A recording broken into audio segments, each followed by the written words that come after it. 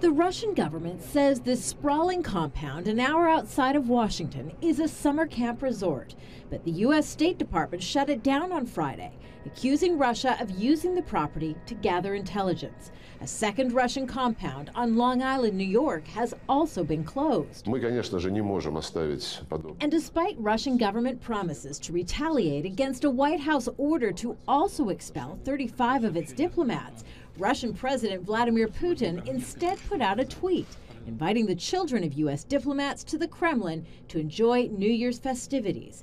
In an official statement, he said, "We will not create problems for American diplomats. We will not expel anyone," while adding he would be reserving the right to retaliatory measures.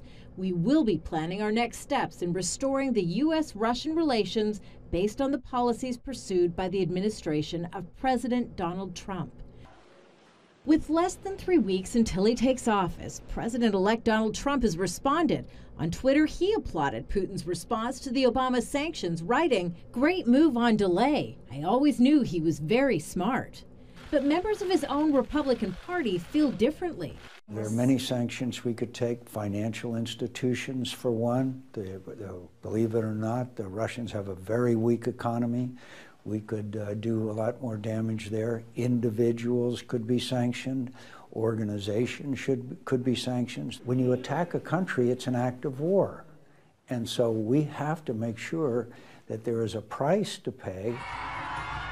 U.S. intelligence agencies have accused Russia of cyber attacks designed to undermine Hillary Clinton's presidential election campaign.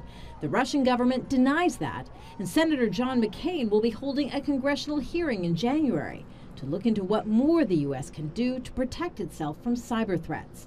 Having members of his own Republican Party backing U.S. sanctions puts Donald Trump in a difficult spot. He's promised a better relationship with Russia, and now will have to decide how to carefully respond, given so many members of his own party remain skeptical of Russia and its president. Kimberly Helkin, Al Jazeera, Washington.